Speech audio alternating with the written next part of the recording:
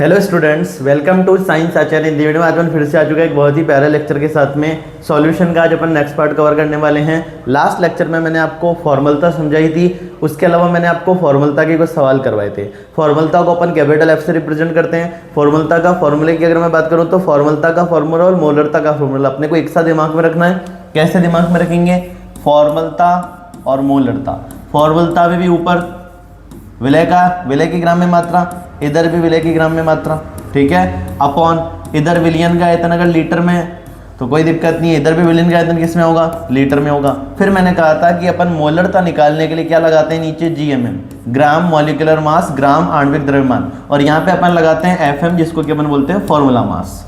ये अपन ने बात कर ली थी। उसके अलावा देखो दोनों में जो कॉमन चीज है, विलय का द्रव्यमान, विलियन का आयतन लीटर में, विलियन का आयतन लीटर में। बस चेंज कहाँ आ रहा है? फॉर्मेलिटी में आ रहा है फॉर्मूला मास, और मोलरिटी में आ रहा है ग्राम आणविक द्रव्यमान, जिसको अपन बोलते हैं ग्राम मॉलिक्यूलर मास। लास्ट लेक्चर में मैंने आपको ये भी बता दिया था, मोलर मास जो होता है, मोलर द्रव्यमान, वो दो प्रकार का होता है, ग्राम परमाणविक द्रव्यमान और ग्राम आणविक द्रव्यमान। परमाणु का द्रव्यमान ग्राम में, ग्राम परमाणविक द्रव्यमान, अणु का द्रव्यमान ग्राम में, ग्राम आणविक द्रव्यमान। तो अगर आप पिछला पार्ट देख के आए हो पार्ट 7, तो आपको इस पार्ट में कोई प्रॉब्लम नहीं होगी। पिछला पार्ट देख के आओ ताकि नेक्स्ट पार्ट पिछले पार्ट से कनेक्ट हो जाए और आपके सारे कॉन्सेप्ट एक ही बार में क्लियर हो जाए।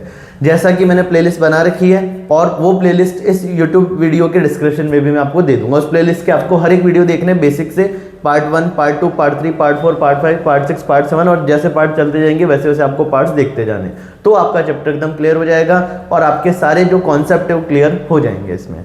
एक और बात बता देता हूँ, अभी तक अगर कोई बच्चा नया है चैनल पे तो उसको क्या करना है, ये मेरे व्हाट्सअप नंबर है, सेव कर सकता है वो अपने मोबाइल में, 8302898893। इस पे मेरे को मैसेज करो। आपको आपका नाम लिखना है, आपकी क्लास का नाम लिखना है और आपकी स्कूल का नाम लिखना है। तो मैं आपको एक ग्रुप में ऐड कर लूँगा। उस ग्रुप में मैं आपको इंपॉर्टेंट पीडीएफ, इंपॉर्टेंट क्वेश्चंस, हर एक चीज़ शेयर करने वाला हूँ। स्टडी मटेरियल भी मैं आपको वहाँ पे प्रोवाइड करूँगा। तो आप क्या कर सकते हो, ये मेरे व्हाट्सअप नंबर है। अगर आपको किसी भी तरह के वीडियो देखने में कोई प्रॉब्लम हो रही है, वीडियो नहीं मिल रहा है, प्लेलिस्ट नहीं मिल रही है, तो आप इस पर मेरे को मैसेज कर सकते हैं। आज अपन स्टार्ट करने वाले हैं अगली कंसंट्रेशन, नाम है उसका नॉर्मलिटी, नॉर्मलता। नॉर्मलिटी नाम है इसका, नॉर्मलता। अब देखो नॉर्मलता पढ़ना क्यों जरूरी है उसकी एक बात बता देता हूँ आपको। अगर मैं बात करूँ नॉर्मलता अपने इलेक्ट्रोकेमिस्ट्री में काम आएगी, वैद्युत रसायन जो अपन चैप्टर पढ़ेंगे नेक्स्ट, उसमें नॉर्मलता काफी काम आने वाली है। उसके अलावा रेडॉक्स रिएक्शन जो आपने 11th क्लास में पढ़ा था, तो रेडॉक्स, इलेक्ट्रोकेमिस्ट्री और सॉल्यूशन, इन तीनों से मिला के जब क्वेश्चन फॉर्म होता है तो वहाँ पे नॉर्मलिटी अपने को आना बहुत ज़्यादा जरूरी है। कॉन्सेप्ट एक दूसरे से कनेक्ट होते हैं और अपन चीज़ें कवर करते हैं वहाँ पे। तो नॉर्मलता, नॉर्मलिटी, इसको अपन पढ़ने वाले हैं। तो नॉर्मलता क्या होती है, तो पहले परिभाषा सुनना सारे बच्चों। 1 लीटर विलियन में उपस्थित विलय के ग्राम तुल्यांकों की संख्या उस विलियन की नॉर्मलता कहलाती है। नॉर्मलता कैसे कहते हैं, वापिस से सुनो, देखो ध्यान से सुनना ताकि आपको डेफिनेशन वगैरह एक बार में समझ आ जाए और तुरंत क्लास में ही याद हो जाए। घर पे जाके बस एक बार देखना पड़े और चीज़ें एकदम क्लियर रहे, किसी भी तरह का कोई भी डाउट आपका ना आए। वापिस से सुनो, परिभाषा मैंने क्या बोली, 1 लीटर विलियन में उपस्थित विलय के ग्राम तुल्यांकों की संख्या उस विलियन की नॉर्मलता कहलाती है। कि सर कहना क्या चाह रहे हो, एक बार समझा दो। तो देखो जो अपन फॉर्मूला लिखते हैं नॉर्मलता का, ऊपर अपन लिखते हैं विलय के ग्राम तुल्यांक, विलय के ग्राम तुल्यांक, और नीचे लिखते हैं अपन विलियन का आयतन। ऊपर लिखते हैं विलय के ग्राम तुल्यांक और नीचे लिखते हैं विलियन का आयतन। और विलियन का आयतन किस में लेते हैं? विलियन का आयतन अपन लेते हैं लीटर में। विलियन का आयतन किस में ले लेते हैं? लीटर में लेते हैं। अब यहाँ से एक बात सुनना, ध्यान से एक बात सुनो। अगर मैं इस पूरे विलियन के आयतन की जगह, ये जो विलियन का आयतन है, इसकी वैल्यू कितनी ले लूँ? अगर मैं इसकी जगह में 1 लीटर ले लूँ, यदि मैं विलियन का आयतन कितना ले लेता हूँ? 1 लीटर। यदि मैंने विलियन का आयतन 1 लीटर रखा, अब आप लोगों को पता, अगर मैंने अपॉन में 1 रखा है तो जो मेरे विलय के ग्राम तुल्यांक होगी वही मेरी क्या होगी? नॉर्मलता। तो नॉर्मलता किसके बराबर आ जाएगी? विलय के ग्राम तुल्यांक के बराबर आ जाएगी। नॉर्मलता किसके बराबर आ जाएगी? विलय के ग्राम तुल्यांक के बराबर। तो परिभाषा यही तो बनाई अपन ने, 1 लीटर विलियन में उपस्थित विलय के ग्राम तुल्यांक की संख्या है उस विलियन की नॉर्मलता कहलाती है। ठीक है, विलय के ग्राम तुल्यांक की संख्या इस विलियन की नॉर्मलता कहलाती है। अब आप लोगों के दिमाग में होगा सर ये ग्राम तुल्यांक क्या होता है? ग्राम तुल्यांक अपन इंग्लिश में बोलते हैं ग्राम इक्विवेलेंट। क्या बोलते हैं? Gram equivalent. देखो अभी फिर से बोल देता हूं, अगर आपको आगे जाके कॉम्पिटिटिव एग्जाम की तैयारी करनी है और अगर आपको आपके 11th और 12th के कॉन्सेप्ट जो है वो स्ट्रॉन्ग करने हैं, तो आप एकदम सही जगह पे हो। और अगर आपको सिर्फ बोर्ड की तैयारी करनी है, तो मैंने 18 वीडियो की प्लेलिस्ट बना रखी है। मैसेज करो मेरे को कि सर मेरे को तो सिर्फ बोर्ड की तैयारी करनी है, 18 वीडियो की प्लेलिस्ट भेज दो तो मैं आपको शेयर कर दूंगा, वो कर लो, आप आराम से 12th में बहुत अच्छा स्कोर कर लोगे। पर अगर आपको 12th के बाद भी हर एक एग्जाम में फोड़ना है, अच्छा स्कोर करना है, तो आप ये पूरी प्लेलिस्ट हमारी देख सकते हो, क्योंकि मैं हर एक कॉन्सेप्ट बेसिक से डिटेल में समझा रहा हूँ। तो हर एक कॉन्सेप्ट की बात करूंगा, चैप्टर को एक दूसरे से कनेक्ट करूंगा। हो सकता है चैप्टर करने में टाइम लगे, पर एक बार अगर चैप्टर आपने कर लिया, उसके बाद आपको इस चैप्टर का कोई सा भी न्यूमेरिकल अगर दे दिया जाए तो आप हर एक न्यूमेरिकल करने में सक्षम होंगे। कोई भी ऐसा क्वेश्चन नहीं होगा जो आपसे ना बने, ठीक है।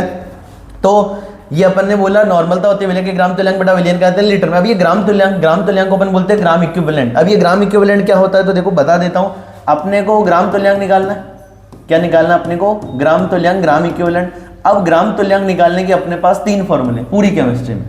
ग्राम तुल्यांक निकालने के अपने पास कितने फॉर्मूले हैं पूरी केमिस्ट्री में, 3 फॉर्मूले हैं, सुनते जाना ध्यान से। अगर मेरे को ग्राम तुल्यांक निकालना तो पहला फॉर्मूला ग्राम में भार बटा तुल्यांक की भार, साथ के साथ याद करते चलो। ग्राम तुल्यांक निकालने का पहला फॉर्मूला ग्राम में भार बटा तुल्यांक की भार, ठीक है। Given mass upon equivalent wait. इस ई को अपन हिंदी में बोलते हैं तुल्यांक की भार और ई को अपन इंग्लिश में बोलते हैं इक्विवेलेंट वेट। इक्विवेलेंट वेट इस वजह से अपन इसको कैपिटल ई से लिखते हैं, तो given mass upon equivalent wait.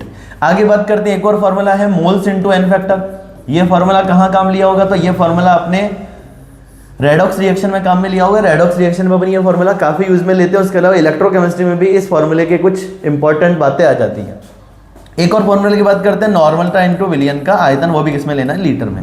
देखो सुनना ध्यान से, ये देखो नॉर्मलता को विलियन के आयतन से अगर गुणा करता हूं तो क्या आ जाती है मेरे पास, विलय के ग्राम तुल्यांक। तो ग्राम तुल्यांक निकालने के अपने पास कितने फॉर्मूले हो गए, वापस से बता देता हूं। ग्राम तुल्यांक निकालने के कितने फॉर्मूले हो गए, 3। Given mass upon equivalent wait, given mass upon equivalent wait, W ग्राम अपॉन तुल्यांक की भार, एक अपना मोल्स इनटू एन फैक्टर, और तीसरा अपना नॉर्मलता को गुणा कर दो विलियन के आयतन से, और आयतन किस में होना चाहिए, लीटर में। ये 3 बातें अपने को आनी ही चाहिए। स्टार्ट करते हैं डेफिनेशन से, जो मैंने बोली पहले वही है। 1 लीटर विलियन मतलब सॉल्यूशन में घुले हुए विलय के ग्राम तुल्यांक, जिसको क्या बोलते हैं, ग्राम इक्विवेलेंट। ग्राम तुल्यांक ग्राम इक्विवेलेंट, और ग्राम इक्विवेलेंट का फॉर्मूला पहला W अपॉन ई, पहला formula W upon E, given mass upon equivalent weight की संख्या क्या कहलाती है, विलय के ग्राम तुल्यांक की संख्या ही नॉर्मलता कहलाती है। फॉर्मूला नॉर्मलता बराबर विलय के ग्राम तुल्यांक की संख्या, ऊपर क्या लिखना है, विलय के ग्राम तुल्यांक की संख्या मतलब W अपॉन ई, और नीचे क्या लिखना है, विलियन का आयतन, और आयतन किसमें लेना है, लीटर में। अब यहां से एक चीज समझो, देखो जो अपन ने लिखा विलय के ग्राम तुल्यांक, तो ग्राम तुल्यांक जो है वो ऐसे निकालेंगे W अपॉन ई, W अपॉन ई। विलियन का आयतन किसमें ले लिया अगर अपन ने, लीटर में, तब तो कोई प्रॉब्लम नहीं है। पर यदि आयतन किसमें दे रखा हो, मिलीलीटर में, आयतन अगर मिलीलीटर में हो तो उसको किसमें चेंज करना पड़ेगा, लीटर में। तो मिलीलीटर को लीटर में बदलने के लिए 1000 से डिवाइड करेंगे, जो ऊपर जाके क्या हो जाएगा, मल्टीप्लाई हो जाएगा। तो ये फॉर्मूला आ गया नॉर्मेलिटी का, W upon E into 1000 upon VML, W upon E into 1000 upon VML। यहाँ पे सारी बातें लिख सकते हो। स्मॉल w क्या है, स्मॉल w है विलय की ग्राम में मात्रा, विलय की ग्राम में मात्रा। ई क्या है, विलय का तुल्यांक की भार। ये सारी बातें आप कॉपी में लिख सकते हो। W क्या है, विलय की ग्राम में मात्रा। ई क्या है, विलय का तुल्यांक की भार। ई होता है तुल्यांक की भार, ई क्या होता है, तुल्यांक की भार। अब आप लोग कहोगे सर ये तुल्यांक की भार क्या है, तो देखो तुल्यांक की भार का फॉर्मूला होता है मोलर मास, मोलर मास जिसको कि अपन बोलते हैं मोलर द्रव्यमान, मोलर मास जिसको कि अपन क्या बोलते हैं, मोलर द्रव्यमान, मोलर मास जिसको कि अपन बोलते हैं मोलर द्रव्यमान अपॉन एन फैक्टर। ई क्या होता है, molar mass upon N factor. E is equal to molar mass, molar द्रव्यमान upon N factor. Molar mass क्या होता है, 1 मोल का द्रव्यमान। 1 मोल के द्रव्यमान को अपन क्या बोलते हैं, मोलर द्रव्यमान बोलते हैं। और आप लोगों को पता है 1 मोल का द्रव्यमान किसमें लेते हैं अपन, ग्राम में लेते हैं। अरे बात समझ आ रही है क्या, जैसे मैंने बोला 1 मोल हाइड्रोजन परमाणु का द्रव्यमान, तो आप लोगों का जवाब होगा 1 ग्राम।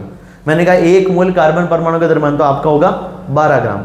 मैंने बोला 1 मोल नाइट्रोजन परमाणु का द्रव्यमान, तो आप बोलोगे 14 ग्राम। 1 मोल ऑक्सीजन परमाणु का द्रव्यमान, तो आप बोलोगे 16 ग्राम। तो इस तरह से अपने को बातें करनी है। तो मोलर द्रव्यमान अपॉन एन फैक्टर। तो अपन तुल्यांक, जैसे देखो तुल्यांक की बार कैसे निकालेंगे, तुल्यांक की बार निकालेंगे मोलर द्रव्यमान में एन फैक्टर का भाग लगा देने से।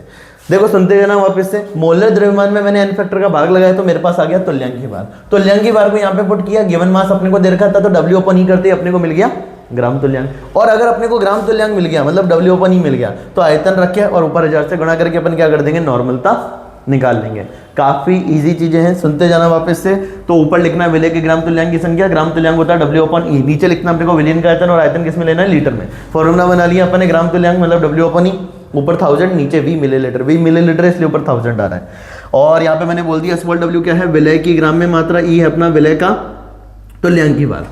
तो V ml विलियन का आयतन मिलीलीटर में है, यहाँ पे ml तो मिलीलीटर में दे रखा है। अब नॉर्मल, अब देखो ये इतनी बड़ी लाइन नहीं लिखनी, शॉर्ट में लिखना है। तो ग्राम तुल्यांक को अपन बोलते हैं ग्राम GMEQ। GMEQ को क्या बोल देते हैं, GMEQ को अपन बोल देते हैं ग्राम इक्विवेलेंट, ग्राम इक्विवेलेंट, ग्राम तुल्यांक। तो ये ग्राम तुल्यांक किसके, सॉल्यूट के, विलय के। सॉल्यूट बोले तो विलय, नीचे V विलियन, V सॉल्यूशन मतलब विलियन का आयतन, और किसमें ले रखा है, लीटर में।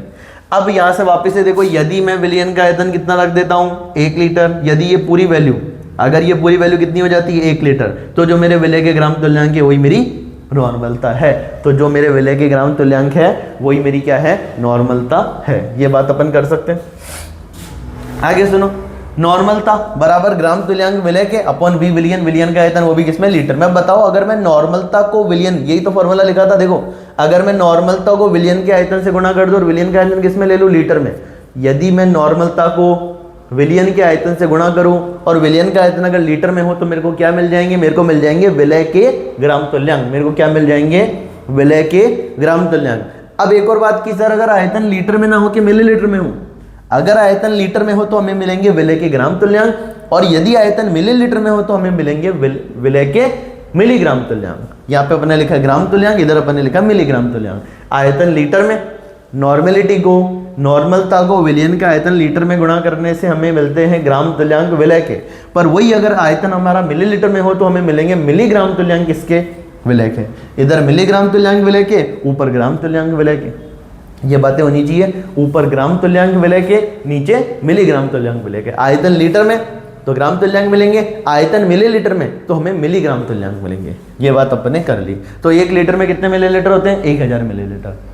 1 लीटर में 1000 मिलीलीटर होते हैं। उसी तरह 1 ग्राम तुल्यांक में 1000 मिलीग्राम तुल्यांक होते हैं। रिलेशन पता होना चाहिए कि सर ग्राम तुल्यांक और मिलीग्राम तुल्यांक में क्या रिलेशन होता है। तो जो रिलेशन 1 लीटर और 1 लीटर में कितने मिलीलीटर, 1000, तो 1 ग्राम तुल्यांक में कितने मिलीग्राम तुल्यांक, 1000 मिलीग्राम तुल्यांक। 1000 मिलीग्राम तुल्यांक को अपन GMEQ से लिखते हैं, दिमाग में रखनी बात। ग्राम तुल्यांक को अपन GMEQ से लिखते हैं, ग्राम तुल्यांक को अपन GMEQ से लिखते हैं, ग्राम इक्विवेलेंट ग्राम तुल्यांक। और मिलीग्राम तुल्यांक को इसके आगे क्या लगा दो, मिली GMEQ। मिली GMEQ का मतलब मिलीग्राम तुल्यांक। ठीक है। अब एक सवाल है अपन लोगों के सामने, क्वेश्चन आप लोगों को ट्राई करना है। क्या आपको सवाल नजर आ रहा है, एक बार देख लो, सबको दिख रहा है सवाल, ठीक है। 0.2 capital N, 0.2 capital N NaOH, 0.2 capital N NaOH विलियन है। यदि विलियन का आयतन 2 लीटर हो तो विलियन में उपस्थित NaOH के ग्राम तुल्यांक की संख्या ज्ञात कीजिए। ग्राम तुल्यांक पूछा है, मिलीग्राम तुल्यांक पूछा, जल्दी से बोलो मेरे बच्चों, मन में बोल लो, है ना, मन में ही बोल लो, वहाँ पे जहाँ बैठे हो वहाँ बोल लो, जहाँ पे भी आप बैठे हो वीडियो देख रहे हो। तो अगर मैं नॉर्मलता को विलियन के आयतन से गुणा करता हूँ और विलियन का आयतन अगर लीटर में हो तो क्या मिलेगा, मुझे मिलेगा ग्राम तुल्यांक। ठीक है, ग्राम तुल्यांक, किसका ग्राम तुल्यांक मिलेगा, विलय का ग्राम तुल्यांक मिलेगा। कि ठीक है सर, नॉर्मलता को मैं गुणा करता हूँ विलियन का आयतन अगर किस में ले लूँ, मिलीलीटर में, तो मेरे को क्या मिलेगा, मेरे को मिलेगा मिलीग्राम तुल्यांक। क्या मिलेगा, मिलीग्राम तुल्यांक। और वो मिलीग्राम तुल्यांक किसका मिलेगा, विलय का मिलेगा। ठीक है, आयतन किस में दे रखा है, लीटर में दे रखा है। तो देखो विलियन का आयतन 2 लीटर, तो देखो ये वाला फॉर्मूला लगाएंगे। अरे इसमें विलियन का आयतन लीटर में है ना, तो ये वाला फॉर्मूला लगाएंगे। ठीक है, नॉर्मलता कितनी दे रखी है, 0.2, तो n की जगह मैंने रखा 0.2। विलियन का आयतन लीटर में कितना दे रखा है, 2 लीटर, तो यहाँ पे मैंने 2 लगा दिया। तो मेरे पास ग्राम तुल्यांक कितने आ गए, 0.4। ऑप्शन क्या आ गया अपना बी। ठीक है, 0.4 ग्राम तुल्यांक विलय के आ गए। अब ये तो फॉर्मूले वाला तरीका है, ये तो क्वेश्चन सॉल्व करने का फॉर्मूला वाला तरीका है। क्या अपन कोई और मेथड से भी कर सकते हैं। देखो मैं यहाँ आपको 2, 3, 4 तरीके बताने वाला हूँ, जो तरीका आपको बढ़िया लगे वो तरीका आप फॉलो कर सकते हो। किसी भी क्वेश्चन को करने के बहुत सारे तरीके होते हैं, डिपेंड करता है आप किस तरीके से क्वेश्चन को सॉल्व करना चाहते हो। हर क्वेश्चन को करने की सबकी अपनी अपनी अलग अप्रोच होती है। ठीक है, अब आपके लिए जो कंफर्टेबल मेथड हो आप वो काम में लो, मेरा मेथड जरूरी नहीं है। मैं आपको 3-4 मेथड बता, अब मेरे को क्या अच्छा लगता है वो अलग बात है, आपको क्या अच्छा लगता है वो अलग बात है। तो जो मेथड आपको अच्छा लगे वही फॉलो करना चाहिए, क्योंकि उसमें आप कंफर्टेबल हो। तो इसी क्वेश्चन को करने का देखो एक सिंपल सा कॉन्सेप्ट सिखाता हूँ। 0.2 कैपिटल एन NaOH, ध्यान से सुनना। 0.2 कैपिटल एन NaOH, इसका मीनिंग क्या होता है? क्या 0.2 कैपिटल NaOH का मीनिंग जानते हैं मेरे बच्चे? अगर जानते हैं तो अच्छी बात है, नहीं जानते तो मैं सिखा देता हूँ कि यदि इस लाइन का मतलब है 0.2 कैपिटल NaOH का मतलब है यदि विलयन का आयतन कितना हो, चल जा रे चल जा, यदि विलयन का आयतन 1 लीटर हो, ठीक है, यदि विलयन का आयतन कितना हो, 1 लीटर हो, तो 0.2 GMEQ, GMEQ मतलब ग्राम तुल्यांक विलय होगा। देखो इस लाइन का मतलब है 1 लीटर विलयन में यदि विलयन का आयतन 1 लीटर हो तो 0.2 ग्राम तुल्यांक विलय होगा, ठीक है। अब क्या इसी लाइन को मैं मॉडिफाई कर सकता हूं? अरे क्या इस लाइन को मेरे को मॉडिफाई करना आता है? देखो यदि विलयन का आयतन 1 लीटर हो तो 0.2 ग्राम तुल्यांक हो गए। मैंने लिखा यदि विलयन का आयतन 1 ना हो के कितना हो, यदि विलयन का आयतन 2 लीटर हो, 2 लीटर, 1 लीटर में 0.2 तो 2 लीटर में 0.4 GMEQ मतलब ग्राम तुल्यांक विलय होगा। और क्या अपने को सवाल में 1 लीटर में पूछा या 2 लीटर में पूछा? तो मेरे बच्चे कहेंगे सर यहाँ पे अपने को सवाल में 2 लीटर में पूछा। तो मैंने कहा 2 लीटर में पूछा तो आंसर क्या जाएगा, 0.4। आगे देखो यदि आयतन कितना दे दे, यदि विलयन का आयतन 2 लीटर ना देके कितना दे दे, 3 लीटर दे दे, 3 लीटर हो तो कितना होगा विलय का ग्राम तुल्यांक? तो मेरे बच्चे बोलेंगे सर 1 लीटर में 0.2 था, 2 में 0.4 था, तो 3 में कितना हो जाएगा? 3 में हो जाएगा 0.6। अरे इसको 3 से गुणा किया, इसको भी 3 से गुणा कर दो 0.6। 4 में कितना हो जाएगा? 4 में इसको 4 से गुणा किया तो उसको भी 4 से गुणा कर दो 0.8। लॉजिक समझ आएगा? अब अगर आप में से किसी को लगता है चारों लाइनें डिफरेंट है तो एक छोटा सा आपको एग्जाम्पल और दे देता हूँ, सुनना ध्यान से। एक छोटा सा एग्जाम्पल और दे देता हूँ। इन चारों की नॉर्मलता निकालते हैं। नॉर्मलता निकालने के लिए ऊपर लिखते हैं अपन GMEQ ग्राम तुल्यांक, किसके? विलय के। नीचे लिखते हैं V किसका? विलयन का। और वो किस में लेना है? लीटर में, ठीक है। सॉल्व करते हैं। देखो ग्राम तुल्यांक विलय के 0.2, विलयन का आयतन 1 लीटर, ठीक है। दूसरी लाइन से देखो विलय के ग्राम तुल्यांक 0.4, विलयन का आयतन 2 लीटर। तीसरी लाइन से देखना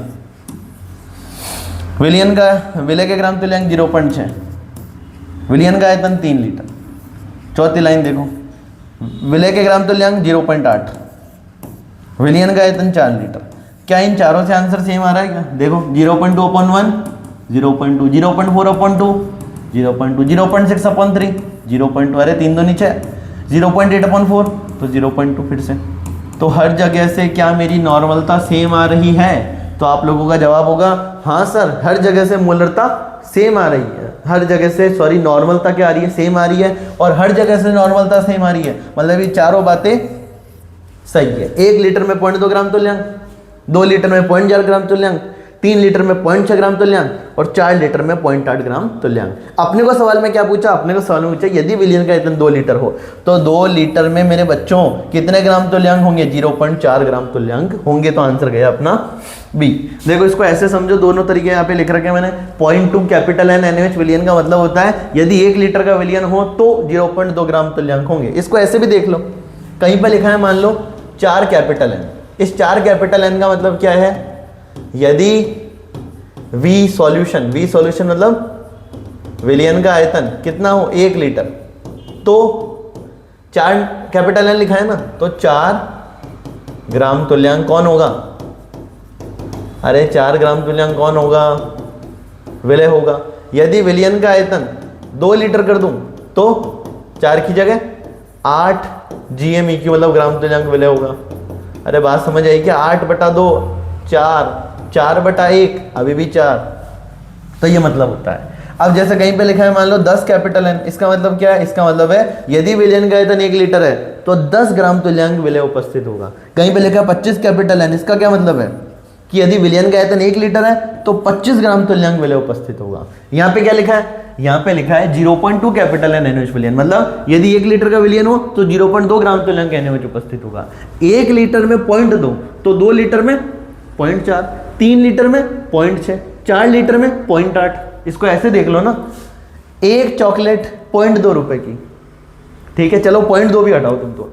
एक चॉकलेट 2 रुपए की, तो 2 चॉकलेट 4 रुपए की, 3 चॉकलेट 6 रुपए की, 4 चॉकलेट 8 रुपए की। अब शायद बात समझ आ गई होगी आपको। 1 लीटर में 0.2 ग्राम तुल्यांक, तो 2 लीटर में 0.4 ग्राम तुल्यांक, 3 लीटर में 0.6 ग्राम तुल्यांक, 4 लीटर में 0.8 ग्राम तुल्यांक। अपने को क्या पूछा? अपने को पूछा 2 लीटर में कितना होगा, तो मैंने कहा 1 में 0.2 तो 2 में 0.4, खत्म आंसर।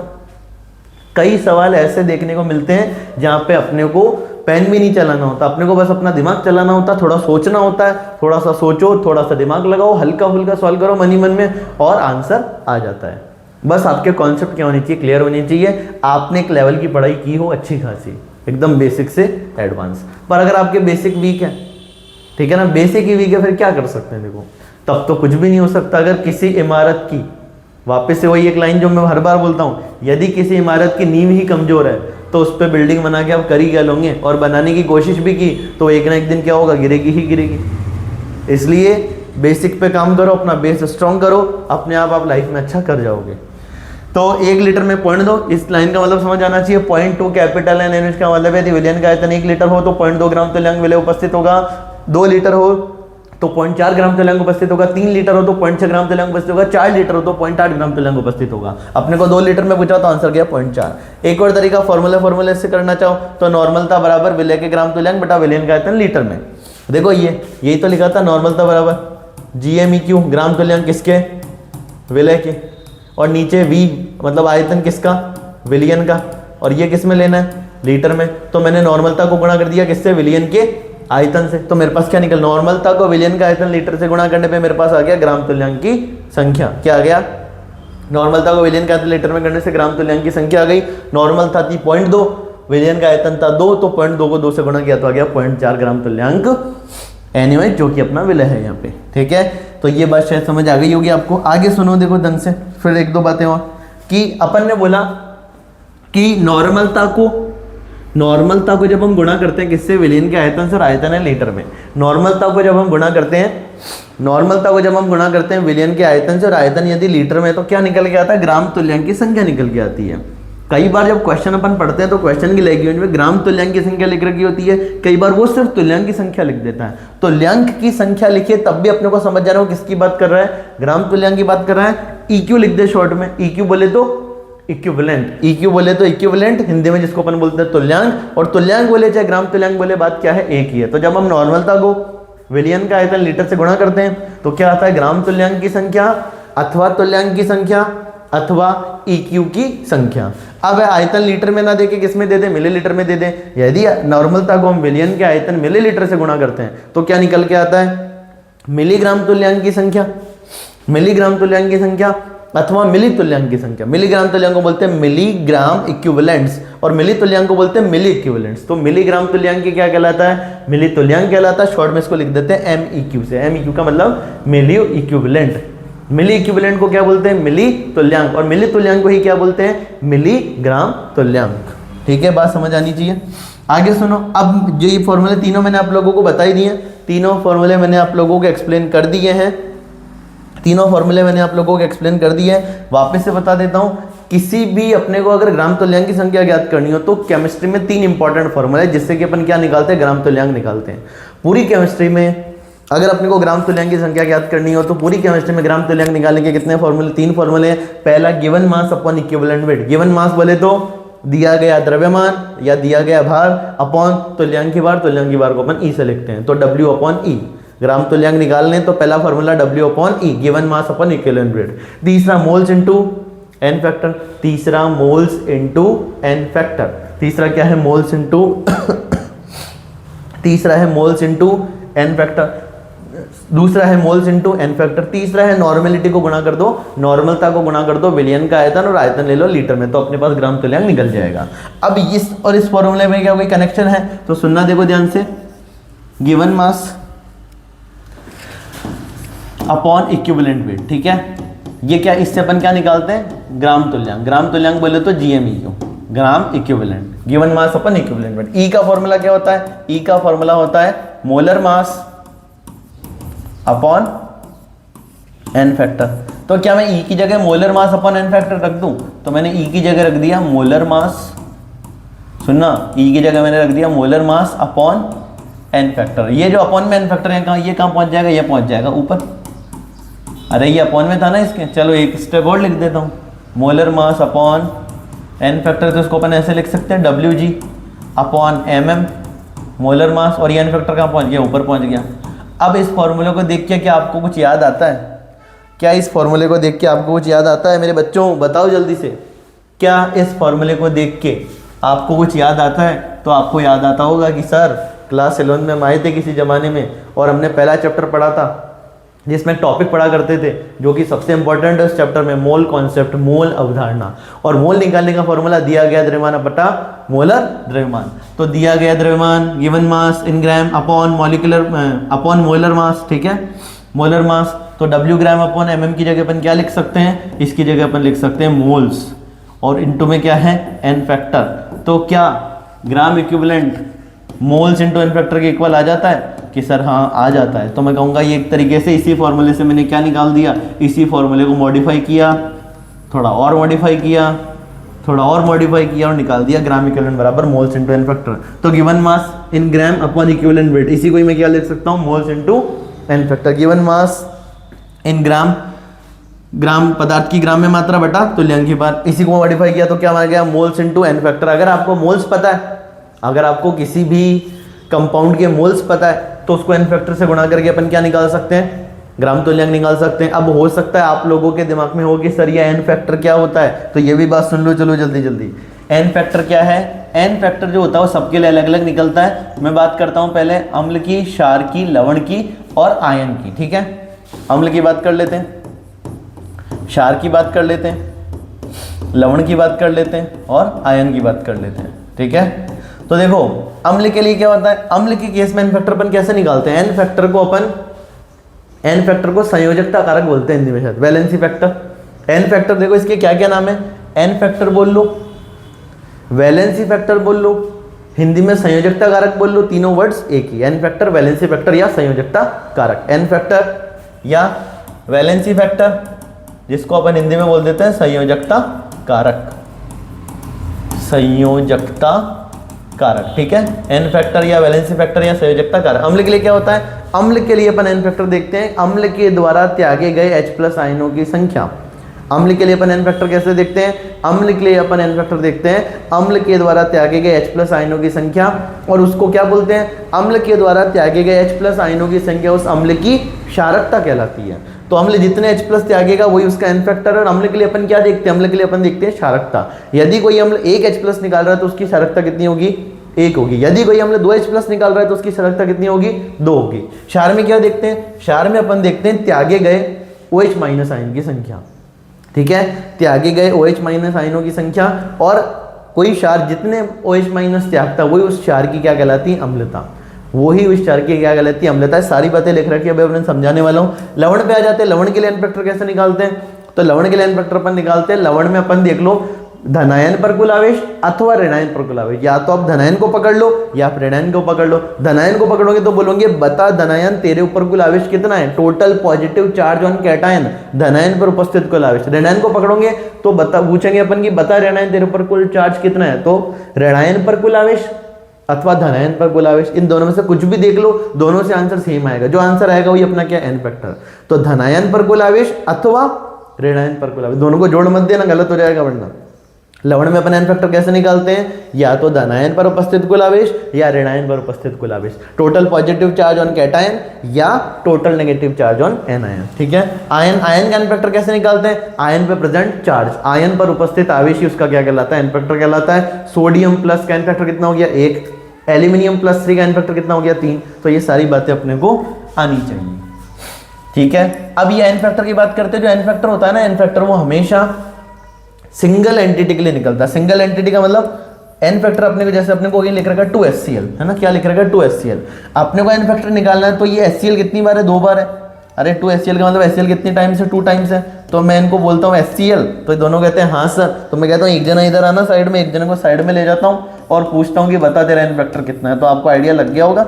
एन फैक्टर हमेशा अपन सिंगल एंटिटी, 2HCl में सिंगल एंटिटी की क्या होगी, 2HCl में सिंगल एंटिटी क्या होगी, ये सिंगल एंटिटी है, एक HCl, ठीक है, एक HCl। उसको साइड में ले जाएंगे, पूछेंगे बता तेरा एन फैक्टर कितना है, कि सर मेरे पास एक हाइड्रोजन है, मैं एक हाइड्रोजन निकाल सकता हूँ। तो मैंने कहा अच्छा तू एक हाइड्रोजन निकाल सकता है तो तेरी क्षारकता एक है, मतलब तेरा एन फैक्टर क्या है, एक है। अम्ल के केस में त्यागी के H+ आयनों की संख्या उस अम्ल की क्षारकता कहलाती है। सारी बातें अपन करने वाले हैं, कोई दिक्कत नहीं है। वापिस से देखो, ग्राम तुल्यांक की संख्या, 3 फॉर्मूले, गिवन मास इन ग्राम, दिया गया द्रव्यमान ग्राम में बटा तुल्यांक की बार, moles into N factor. N factor को क्या बोलते थे, संयोजकता कारक या वैलेंसी फैक्टर या एन फैक्टर। अब कुछ टीचर आपको वैलेंसी फैक्टर लिखवाते हो, कुछ लोग आपको एन फैक्टर लिखवाते हैं, कुछ लोग हिंदी में संयोजकता कारक लिखवाते हैं। बात क्या है, एक ही है, ठीक है, मोल्स इनटू एन फैक्टर। तीसरा, नॉर्मेलिटी को गुणा कर दो विलयन का आयतन, और विलयन का आयतन किसमें ले लेना है, लीटर में। नॉर्मेलिटी को गुणा कर दो विलयन के आयतन से, और विलयन का आयतन किसमें लेना है, लीटर में। अब मैं बात कर रहा हूँ इसकी तुल्यांकी बार की। तुल्यांकी बार के बारे में भी मैंने आपको आइडिया दे दिया। तुल्यांकी बार होता है मोलर द्रव्यमान बटा एन फैक्टर।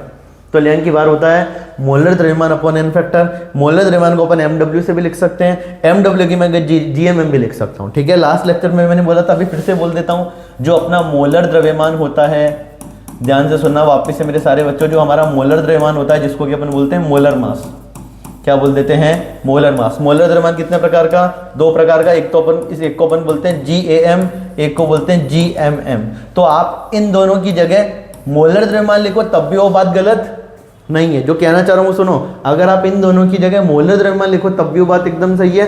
एक मोल के द्रव्यमान को क्या बोलते हैं, मोलर द्रव्यमान। ये सारी बातें मैंने कहाँ सिखा रखी है, ये सारी बातें मैंने आपको 11th क्लास में सिखाई थी। जो बच्चे मेरे से ऑफलाइन जुड़े हुए थे उनको पता है, अपन ने जो चैप्टर नंबर 1 है उसमें एकदम बेसिक से एडवांस लेवल अपन कैसे गए थे। हर टाइप के क्वेश्चन मैंने आपको यहाँ पे करवाए थे। आपके जो कॉन्सेप्ट है वो यहाँ पे आपको काम आते हुए नजर आएंगे। अगर आपने फर्स्ट चैप्टर, देखो अभी भी कहता हूँ, संडे के दिन टाइम मिले तो 11th क्लास की कॉपी ओपन करना, फर्स्ट चैप्टर पूरा वापस से पढ़ देना। उसके बहुत सारे कॉन्सेप्ट अपने फिजिकल केमिस्ट्री में काम आने वाले हैं, तो आपकी फिजिकल केमिस्ट्री और ज़्यादा स्ट्रॉन्ग हो जाएगी। एक चैप्टर दूसरे चैप्टर से आप कनेक्ट कर पाओगे, और चैप्टर एक दूसरे से कनेक्ट कर पाना यही सबसे अच्छा तरीका है पढ़ने का। तो मैंने कहा एक होता है GAM, एक होता है GMM। GAM को अपन क्या बोलते हैं, ग्राम या ग्राम एटॉमिक मास। GMM को क्या बोलते हैं, ग्राम मॉलिक्यूलर मास। ग्राम मॉलिक्यूलर मास को अपन हिंदी में बोलते हैं, ग्राम को ग्राम, मॉलिक्यूलर को बोलते हैं आणविक, अणु से आणविक बन गया, और मास को द्रव्यमान। हैंड राइटिंग अगर कहीं पे कुछ समझ नहीं आए तो कमेंट में बता सकते हो, वैसे बोल भी रहा हूँ मैं। ग्राम परमाणविक द्रव्यमान, यहाँ पे अपन बात करेंगे ग्राम परमाणविक द्रव्यमान। ग्राम परमाणुविक द्रव्यमान और ग्राम आणविक द्रव्यमान। ग्राम एटॉमिक मास, ग्राम मॉलिक्यूलर मास, ठीक है। अब ग्राम परमाणुविक द्रव्यमान क्या होता है, एक परमाणु का ग्राम में द्रव्यमान। सुनो, एक परमाणु का ग्राम में द्रव्यमान ग्राम परमाणुविक द्रव्यमान कहलाता है। एक अणु का ग्राम में द्रव्यमान ग्राम आणविक द्रव्यमान कहलाता है। एक अणु का ग्राम में द्रव्यमान ग्राम आणविक द्रव्यमान, एक परमाणु का ग्राम में द्रव्यमान ग्राम परमाणुविक द्रव्यमान, ठीक है। तो अगर मोलर द्रव्यमान की जगह कोई GMM लिखता है या GAM लिखता है, बात एक ही है। तो मैंने मोलर द्रव्यमान का सिंबल लिख दिया MW, और यहाँ पे मैंने GMM लिख दिया, तो कोई दिक्कत नहीं है, ठीक है। GMM gram molecular mass upon N factor, MW upon N factor, ठीक है। अब ये देखो सुनना, E क्या है अपना, E है, मैंने सारे वर्ड्स के नाम लिख दिए। E है अपना तुल्यांकी बार, जिसको कि अपन बोलते हैं equivalent weight. GMM gram molecular mass gram आणविक द्रव्यमान। आगे ग्राम तुल्यांकों की संख्या। ग्राम तुल्यांकों की संख्या कैसे निकालेंगे, तो ग्राम तुल्यांकों की संख्या ग्राम में बार बटा तुल्यांकी बार, फिर तुल्यांकी बार का मैंने फॉर्मूला लगा दिया GMM अपॉन एन फैक्टर। अब देखो WG अपॉन GMM, इसी को अपन क्या बोलते हैं, इसको अपन मोल्स बोलते हैं। तो ग्राम तुल्यांक की संख्या आ गई मोल्स गुणा एन फैक्टर। ग्राम तुल्यांक की संख्या क्या आ गई, ग्राम तुल्यांक की संख्या आ गई मोल्स गुणा एन फैक्टर।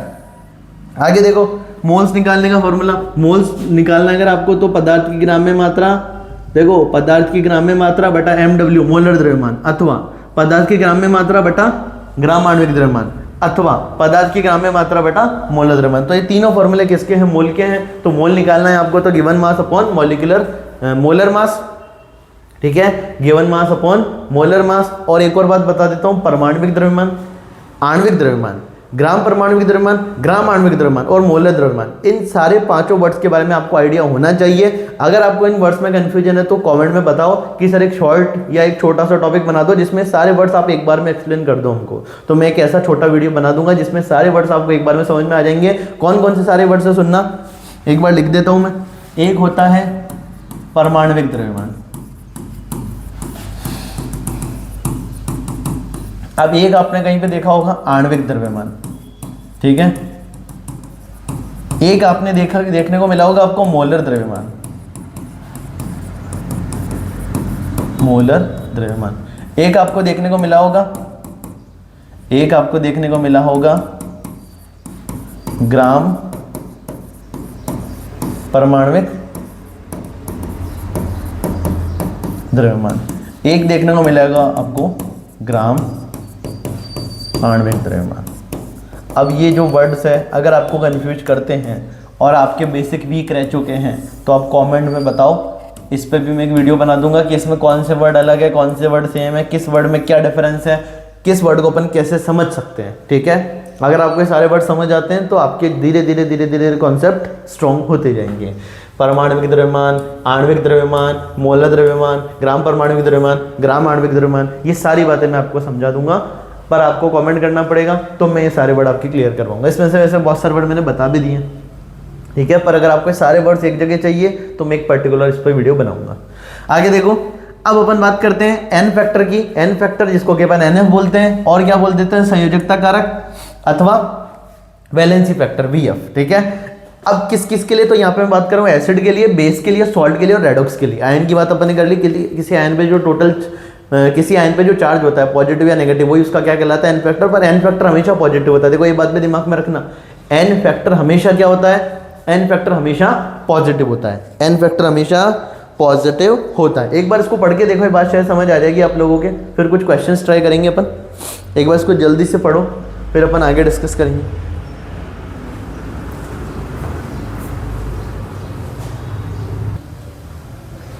तो बच्चों ध्यान से सुनना, अम्ल के लिए एन फैक्टर कैसे देखते हैं, तो अम्ल के द्वारा दिए गए H+ आयनों की संख्या उस अम्ल की क्या कहलाती है, क्षारकता, जिसको अपन बोलते हैं बेसिसिटी। यहाँ पे मैं आपको दो वर्ड्स भी समझाने वाला हूँ, एक है बेसिसिटी और एक है एसिडिटी। एक है बेसिसिटी, एक है एसिडिटी। बेसिसिटी जिसको कि अपन हिंदी में बोलते हैं क्षारकता, क्या होती है, तो अम्ल के द्वारा दिए गए या त्यागे गए H+ आयनों की संख्या उस अम्ल की क्या कहलाती है, क्षारकता। देखो अम्ल के लिए क्षारकता, क्षार के लिए अम्लता। तो क्षारकता क्या है, अम्ल के द्वारा त्यागे गए H+ आयनों की संख्या उस अम्ल की क्षारकता कहलाती है। और जो क्षारकता होती है वही हमारा क्या होता है यहाँ पे, एन फैक्टर, ठीक है। जैसे HCl, HCl को मैंने पूछा क्या मैं एक HCl के बारे में बात कर रहा हूँ, कि हाँ सर एक HCl के बारे में बात कर रहे हो। और हमेशा एन फैक्टर किसके लिए देखते हैं, एक के लिए देखते हैं। एन फैक्टर किसके लिए देखते हैं, एक के लिए देखते हैं, जिसको अपन बोलेंगे वन एंटिटी।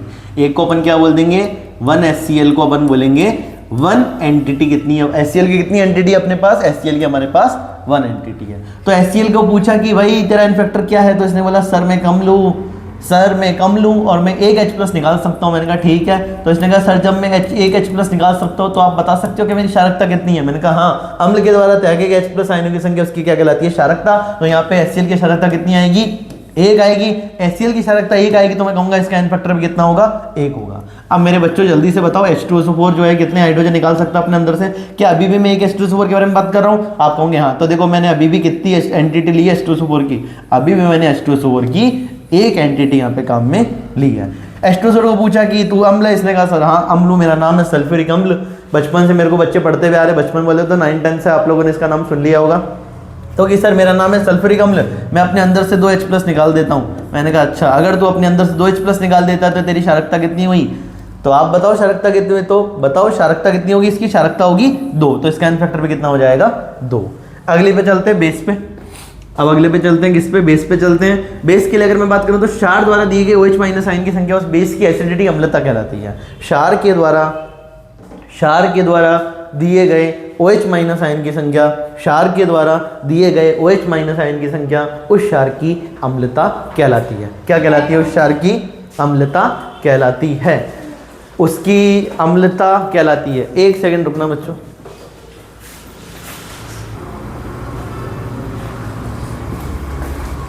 हाँ तो बच्चों अभी कुछ बच्चे आ गए थे मेरे ऑफलाइन वाले, उनको अभी मेरे को क्लास लेनी है, तो अपन जल्दी से टॉपिक एंड करते हैं, फिर उनकी क्लास भी स्टार्ट करूंगा मैं। अपन अगले लेक्चर में फिर मिलेंगे, वैसे कोई दिक्कत की बात नहीं है, आपके लिए मैं बहुत प्यारे प्यारे वीडियो लेक्चर बनाने वाला हूँ। तो जो बच्चे भी ऑनलाइन इसको देख रहे हैं तो बस मस्त पढ़ना है अपने को, जो भी चीज़ मैं बता रहा हूँ यहाँ पे उसको अच्छे से नोट डाउन करना है, उसको 1-2 बार देखो। 2 काम करने हैं आपको, जैसे डॉक्टर बोलता है ना कि दवाई एक रात को सोने की, रात की, सुबह की, तो आप लोगों को क्या करना है, जब आप मेरा वीडियो देखते हो नोट्स बना लेते हो तो आपको 2 काम करने हैं। जिस दिन आपने नोट्स बनाए तो अब नोट्स को बना लिया आपने, अब एक बार आपको सोने के पहले उसको पढ़ना है, जो भी मैंने आज क्लास में पढ़ाया। तो आपका काम होना चाहिए सोने से पहले उस चैप्टर को एक बार पढ़ लेना, जो भी आज का पढ़ा है, आज का वीडियो देखा आपने। एक और काम जो आप लोगों को करना है, जब भी आप दूसरा वीडियो देखने आओ तो दूसरा वीडियो देखने आने के पहले आपको नोट्स को वापस से रिवाइज करना है।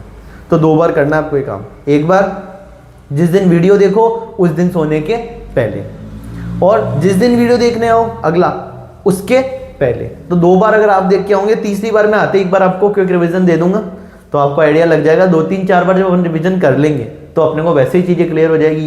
क्लियर क्या मैं बता रहा हूँ, चीज़ें तुमको याद हो जाएगी, एक एक चीज़ याद हो जाएगी तुमको।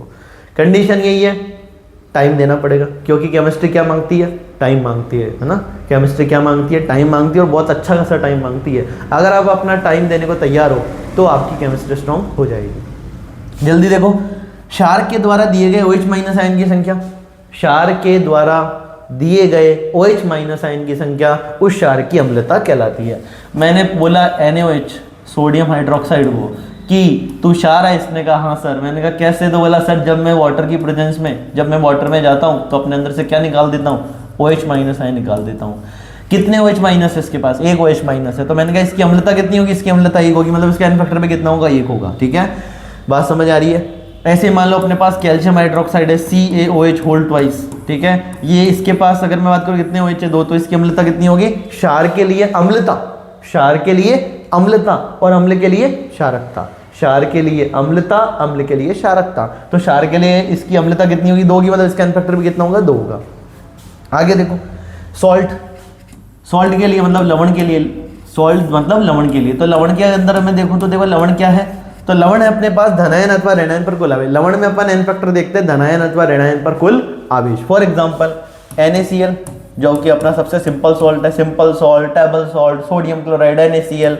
तो ये टूटा सोडियम प्लस में और Cl माइनस में, सोडियम प्लस में और Cl माइनस में। तो बताओ एक धनायन पे कितना चार्ज, +1, तो इसका एन फैक्टर कितना हो गया, 1। क्या सर ऋणायन से देख के बताओ ना, NaCl का एन फैक्टर 1, ठीक है, ऋणायन से देख के बताओ। मैंने कहा अच्छा, इस ऋणायन पे देखो नेगेटिव चार्ज कितना, -1, तो मैंने कहा मैग्नीट्यूड बोलो 1, तो इसका भी एन फैक्टर। धनायन पे देख लो या ऋणायन पे देख लो, धनायन पर कुल आवेश अथवा ऋणायन पर कुल आवेश, धनायन अथवा ऋणायन पर कुल आवेश उस लवण का क्या कहलाता है, एन फैक्टर कहलाता है। अगला एग्जांपल ले रहा हूँ CaCl2, CaCl2 को तोड़ेंगे, कैल्शियम +2 +2Cl माइनस, धनायन पर कुल आवेश +2, तो एन फैक्टर कितना हो गया इसका, 2। कैसा ऋणायन से बताओ ना, ऋणायन से चेक कर लो। 1Cl पे कितना चार्ज होता है, -1, तो 2Cl पे कितना चार्ज होगा, -2। 1Cl पे -1 चार्ज, तो 2Cl पे -2 charge, -2 charge, N factor negative होता है क्या? तो मेरे बच्चे बोलेंगे सर एन फैक्टर कभी भी नेगेटिव नहीं होता है, एन फैक्टर हमेशा पॉजिटिव होता है। एन फैक्टर हमेशा दो बातें, एन फैक्टर सिंगल के लिए निकलता है, सेकंड चीज एन फैक्टर हमेशा क्या होता है, पॉजिटिव होता है। तो यहाँ पे एन फैक्टर जो होगा 1Cl पे -1, तो 2Cl पे -2 तो चार्ज एन फैक्टर कितना हो जाएगा, 2। तो एन फैक्टर कितना आ गया, 2। धनायन से ऋणायन से किससे से भी देख लो, एन फैक्टर कितना आ रहा है, 2 आ रहा है। ठीक है, रेडॉक्स। अब रेडॉक्स की बात वैसे अपन रेडॉक्स रिएक्शन में करेंगे, समझा देता हूँ। एक मॉलिक्यूल के द्वारा ट्रांसफर किए गए इलेक्ट्रॉन की संख्या, एक मॉलिक्यूल अगर दूसरे मॉलिक्यूल को 2 इलेक्ट्रॉन ट्रांसफर करा तो एन फैक्टर कितना हो गया, 2 हो गया। ठीक है, एक मॉलिक्यूल अगर दूसरे मॉलिक्यूल को 2 इलेक्ट्रॉन ट्रांसफर कर रहा है तो अपन क्या बोलेंगे, एन फैक्टर कितना हो गया, 2 हो गया। तो यहाँ पे भी देखो अपन ने मॉलिक्यूल क्या लिखा है, 1। तो एक मॉलिक्यूल के द्वारा ट्रांसफर किए गए इलेक्ट्रॉन की संख्या उसका क्या कहलाता है, एन फैक्टर कहलाता है। यदि एक मॉलिक्यूल 5 इलेक्ट्रॉन ट्रांसफर कर रहा है तो उसका एन फैक्टर कितना होगा, 5। यदि एक मॉलिक्यूल 10 इलेक्ट्रॉन ट्रांसफर कर रहा है तो उसका एन फैक्टर कितना हो जाएगा, 10। यदि एक मॉलिक्यूल 2 इलेक्ट्रॉन ट्रांसफर कर रहा है तो उसका एन फैक्टर कितना हो जाएगा, 2। बस अपने को वहां पे ट्रांसफर इलेक्ट्रॉन की संख्या, नंबर ऑफ ट्रांसफर इलेक्ट्रॉन्स देखने आनी चाहिए, स्थानांतरित इलेक्ट्रॉन की संख्या देखना आना चाहिए। तो अपन वहां पे क्या निकाल देंगे, एन फैक्टर निकाल देंगे। अब देखो यहाँ पे कुछ एग्जांपल्स है जो कि अपन डिस्कस करने वाले हैं। मॉलिक्यूल, फिर अपन उसका लिख रहे हैं GMM, फिर अपन उसका लिख रहे हैं एन फैक्टर, फिर अपन लिख रहे हैं उसका तुल्यांकी भार। तुल्यांकी भार होता है GMM/1 एन फैक्टर। देखो इसमें आपके सारे एग्जांपल्स मैं यहाँ पे कवर करवा दूंगा। एक कॉलम में अपन लिख रहे हैं मॉलिक्यूल, फिर अगले कॉलम में अपन लिख रहे हैं GMM। एक कॉलम में लिख रहे हैं मॉलिक्यूल, एक कॉलम में लिख रहे हैं अपन मॉलिक्यूल, अगले कॉलम में अपन लिख रहे हैं GMM, gram molecular mass, gram आणविक द्रव्यमान। अगले में अपन लिख रहे हैं एन फैक्टर, उसके अगले में लिख रहे हैं अपन E बराबर GMM upon N factor, E बराबर GMM अपॉन एन फैक्टर। तो देखो सबसे पहला HCl। अब HCl की मैं बात करूं तो देखो जीएमएम की बात कर लेते हैं। HCl हाइड्रोजन और एक क्लोरीन, दो चीजें, हाइड्रोजन का एक, क्लोरीन का 35.5, तो इसका आंसर कितना आ गया जीएमएम का 36.5, ठीक है 36.5। एन फैक्टर HCl को पूछा, HCl का सर मेरा नाम है, मैं एक अम्ल हूं, है ना, HCl क्या एक अम्ल है, हाइड्रोक्लोरिक अम्ल। तो HCl को पूछा कि तेरा एन फैक्टर कितना है, तो बोला सर अम्ल हूं, मेरे लिए क्षारकता देखते हैं। क्षारकता क्या होती है, अम्ल के द्वारा त्यागे गए H+ आयनों की संख्या। सर मैं अपने अंदर से एक H+ निकाल सकता हूं क्योंकि मेरे पास है ही एक H+। अरे HCl के पास कितने H+ है, उसके पास है ही एक H+। तो ये जब अपने अंदर से एक H+ निकालेगा, ये जब अपने अंदर से एक H+ निकालेगा तो इसकी क्षारकता 1 होगी, तो इसका एन फैक्टर भी कितना होगा, 1 होगा। मैंने कहा 36.5 में एन फैक्टर इसका कितना आया, जीएमएम आया 36.5, एन फैक्टर आया 1। तो जीएमएम में एन फैक्टर का भाग लगा दो तो ई आ गया, ई अपना तो लेंगी बार, ई क्या है तो लेंगी बार जीएमएम अपन एन फैक्टर, जीएमएम अपना 36.5, एन फैक्टर 1, तो अपना ई कितना आ गया, ई अपना आ गया 36.5, ई अपना आ गया 36.5, 36.5। अगला एग्जांपल H2SO4, H2SO4 की बात करते हैं। H2SO4 हाइड्रोजन एक का द्रव्यमान 1, तो 2 का 1 × 2, सल्फर का 32, एक ही सल्फर है। ऑक्सीजन 1 का 16 × 4, 2 एकम 2, 32 एकम 32, 16 × 4 64, ठीक है 4 2 2 4 4 4 8 6 3 9 98। तो H2SO4 का जीएमएम कितना आया, H2SO4 का जीएमएम आया 98। H2SO4 का एन फैक्टर निकाल सकते हैं।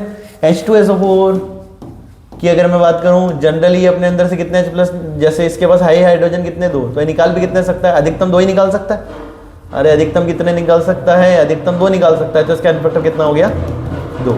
एन फैक्टर कितना हो गया 2 हो गया, एन फैक्टर 2 हो गया तो अपन का इसका तुल्यांक बार आ गया 98/2, तो अपन बोलेंगे 49, 98/2, तो आंसर आ गया अपना 49। 2 4 8 और 2 9 18। अगला देखो ऑक्जेलिक एसिड, अगला ऑक्जेलिक एसिड। अब ये ऑक्जेलिक एसिड देखो ध्यान रखना क्या होता है, COOH, एक कार्बोक्सिलिक अम्ल और दूसरा कार्बोक्सिलिक अम्ल, इनको आपस में अपन ने जोड़ दिया, ठीक है, और .2H2, तो इसको तो अपन बोलेंगे ऑक्जेलिक अम्ल, हाइड्रेटेड ऑक्जेलिक अम्ल। हाइड्रेटेड क्यों बोलेंगे, क्योंकि इसमें वाटर ऐड है, जलीय ऑक्जेलिक अम्ल, या हाइड्रेटेड ऑक्जेलिक एसिड क्योंकि इसमें 2H2O, वाटर ऑफ क्रिस्टलाइजेशन, कितने जल के अणु इसमें जुड़े हुए हैं, 2H2O जुड़े हुए हैं डॉट फॉर्म में।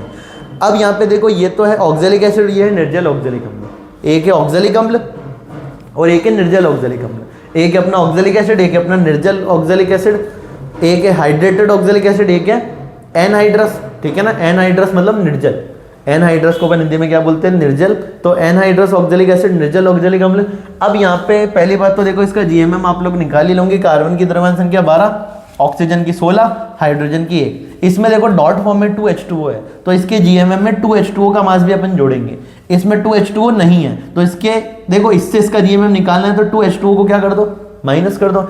एक H2 की द्रव्यमान संख्या कितनी होती है, 18, एक H2O की द्रव्यमान संख्या 18, मतलब H2O को जब हम जोड़ेंगे तो उसका मोलर द्रव्यमान संख्या भी नहीं, जब अपन H2O को जोड़ेंगे उसका जब अपन मोलर द्रव्यमान निकालेंगे या अपन उसका ग्राम आणविक द्रव्यमान निकालेंगे तो कितना आएगा, एक H2O का अपने निकलता है वो तो 18, 2 का करेंगे तो 36, तो इसमें से 36 माइनस कर देना, इसमें से क्या कर देना 36 माइनस कर देना, आप क्या आ जाएगा एन फैक्टर। देखो इंपॉर्टेंट बात ये, एन फैक्टर कैसे निकालेंगे, तो अपन जल का H+ नहीं देखेंगे, अपन देखेंगे अपने एसिड में से कितने H+ निकल रहे हैं। तो यहाँ पे देखो अपना जो कार्बोक्सिलिक अम्ल है, ठीक है, ये जो कार्बोक्सिलिक अम्ल है और ये पूरा जो मॉलिक्यूल इसको अपन ऑक्जेलिक एसिड बोलते हैं। तो ये जो 2 हाइड्रोजन है ना, ये यहाँ पे रिलीज होते हैं, ये यहाँ पे रिलीज होते हैं, अपने को जल का H+ नहीं देखना है, जल कितने H+ निकाल रहा है वो अपने को नहीं देखना, अपने को अम्ल का H+ देखना है। तो यहाँ पे हमने 1 H निकाला, यहाँ पे हमने 2 H निकाला, यहाँ पे भी हमने कितना निकाले 2 H निकाले। ऑक्जेलिक एसिड और एनहाइड्रस ऑक्जेलिक एसिड दोनों में एन फैक्टर कितना रहने वाला है, दोनों में एन फैक्टर 2 रहने वाला है, क्योंकि दोनों अपने अंदर से 2 H+ निकालते हैं, ये भी अपने अंदर से 2 H+ निकालेगा, ये भी अपने अंदर से 2 H+ निकालेगा। इंपॉर्टेंट बात यहाँ पे अपने को वाटर का H+ नहीं देखना, क्योंकि वाटर H+ + OH- दोनों देता है, वाटर H+ + OH- देगा, तो अपन वाटर का H+ काउंट नहीं करेंगे। अपन अम्ल कितने, देखो परिभाषा में क्या पढ़ा था अपन ने, अम्ल के द्वारा त्यागे गए H+ आयनों की संख्या, अम्ल के द्वारा त्यागे गए H+ आयनों की संख्या उस अम्ल की क्षारकता कहलाती है। तो यहाँ पे अपन अम्ल के H+ को देखेंगे, जो कि यहाँ पे 2 आ रहा है, तो दोनों जगह एन फैक्टर 2 आएगा, तो अपन तुल्यांक बार निकाल लेंगे। तो अब आप लोगों को क्या करना है, आप लोगों को एक बार ये सारे एग्जाम्पल्स देख लेने। यहाँ पे मैं आपको अगली क्लास में ये 3 एग्जाम्पल एक्सप्लेन करने वाला हूँ, H3PO4, H3PO3, H3PO2। तो ये सारे एग्जाम्पल आप लोग एक बार ट्राई करना, ये जो 10 एग्जाम्पल मैंने यहाँ पे लिखवाए हैं आपको 1 to 10, ठीक है। इन 1 to 10 को एक बार आप सॉल्व करके देखना, क्या आप इनका जीएमएम निकाल पा रहे हैं, क्या आप इनका एन फैक्टर निकाल पा रहे हैं। तो जीएमएम और एन फैक्टर जैसे ही आएगा तो आप क्या करोगे, तुल्यांकी बार निकालोगे, क्योंकि तुल्यांकी बार का फॉर्मूला होता है जीएमएम अपॉन एन फैक्टर। तुल्यांकी बार का formula GMM upon N factor. तो जीएमएम अपॉन एन फैक्टर निकालते ही आप तुल्यांकी बार निकाल लोगे। और तुल्यांकी बार अगर आपके पास आ गया तो गिवन मास में किसका भाग लगा दूं, तुल्यांकी बार का, तो आपके पास क्या निकल के आ जाएंगे, ग्राम तुल्यांक निकल के आ जाएंगे। देखो तुल्यांकी बार निकाला जीएमएम अपॉन एन फैक्टर से। जब आपने तुल्यांकी बार निकाला जीएमएम अपॉन एन फैक्टर से, तो जैसे ही जीएमएम में एन फैक्टर का भाग लगाया तुल्यांकी बार आ गया। तुल्यांकी बार का भाग लगा तो किसमें, गिवन मास इन ग्राम, दिए गया द्रव्यमान किसमें, ग्राम में। अपन ने तुल्यांकी बार का भाग लगाया तो अपने पास क्या निकल के आ गया, यहाँ से निकल के आ जाएंगे अपने पास GMEQ, मतलब कि ग्राम तुल्यांक।